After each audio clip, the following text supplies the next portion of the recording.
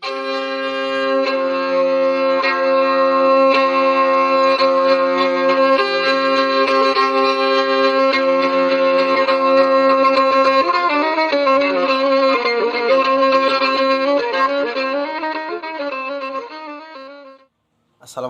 warahmatullahi wabarakatuh.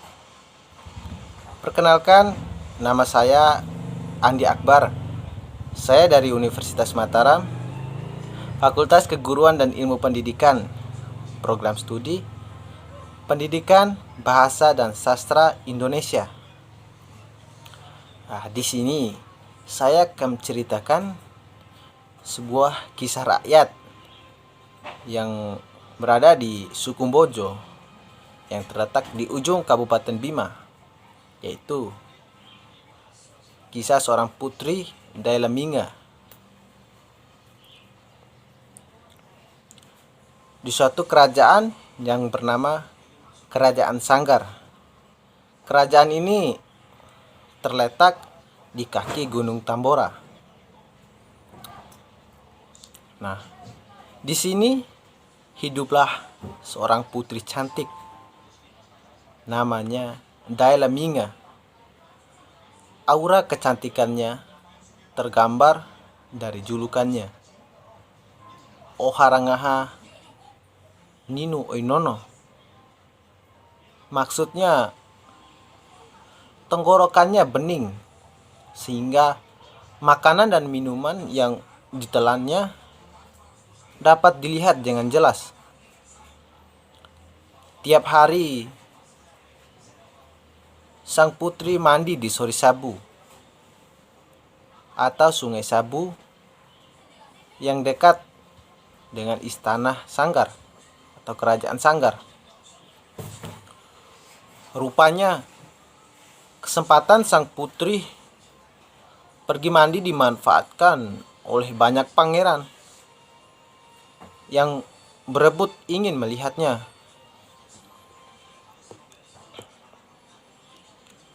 Sampai suatu ketika muncul tragedi perkelahian antara pangeran yang berusaha menatap wajah sang putri, yang mengakibatkannya salah satu pangeran tersebut terbunuh.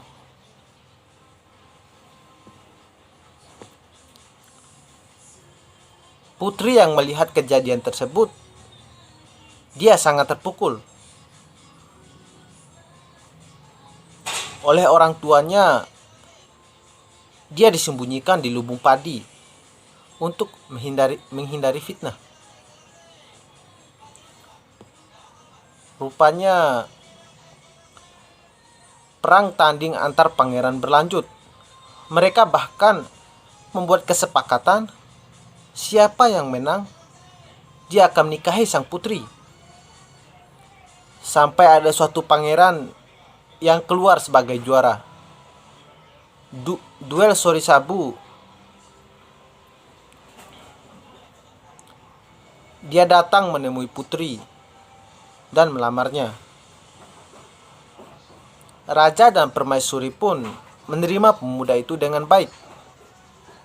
Namun belum mengabulkan niat-niat tersebut. Di saat yang bersamaan, berdatangan pula pangeran dari seberang untuk melamar. Raja pun cukup sulit untuk memecahkan persoalan tersebut. Jika salah mengambil keputusan, bisa berujuk pada peperangan antar kerajaan yang mengakibatkan kerajaan Sangga hancur. Raja pun bermusyawarah dengan para pembesar istana. Pilihannya ternyata amat tragis. Putri Dailaminga harus dibuang ke tempat yang tinggi dan sangat jauh, yaitu Motilahalo, sebuah danau di bekas letusan Gunung Tambora.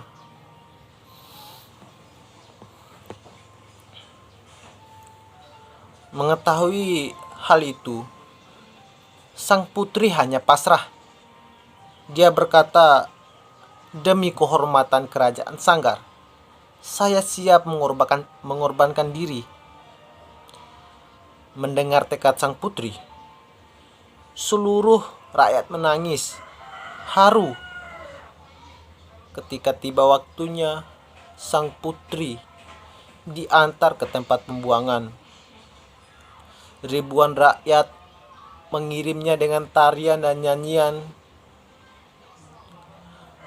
perpisahan inden due yang mendayu-dayu. Putri diusung bersama raja dan permaisuri ke puncak Tambora.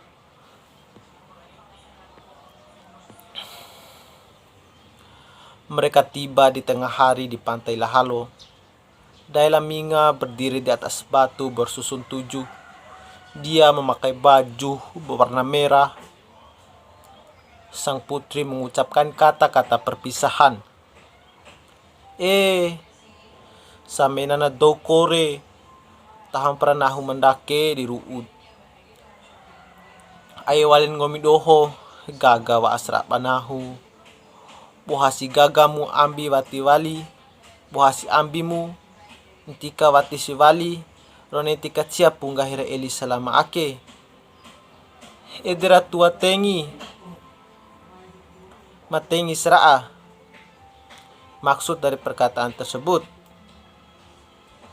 wahai seluruh rakyatku, biarlah aku yang mengalami nasib seperti ini. Jangan lagi dialami oleh kalian. Kecantikan akan aku bawa semua. Seandainya kalian itu cantik, tetapi tidak kelihatan anggun. Seandainya kalian anggun, tapi tidak kelihatan cantik.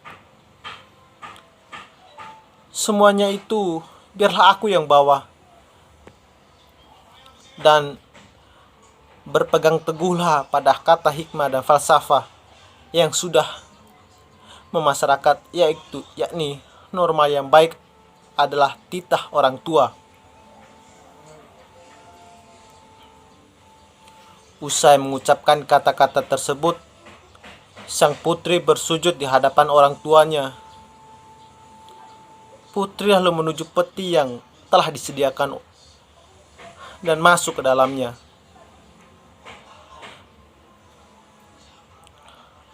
Terdengar tangis memilukan sang putri saat peti ditutup dan perlahan dihanyutkan ke Moti Lahalo.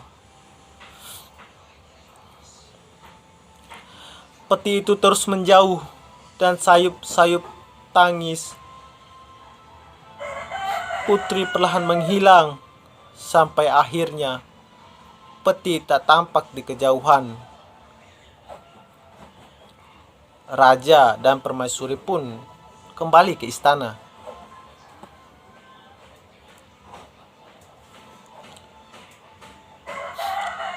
Orang Sanggar zaman dulu percaya Dailaminga masih hidup secara gaib dalam suatu kerajaan di puncak Tambora.